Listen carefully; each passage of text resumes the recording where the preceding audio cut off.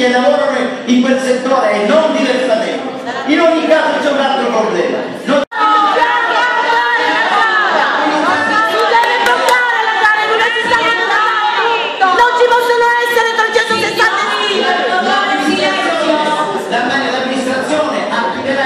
Ma quando? Quando non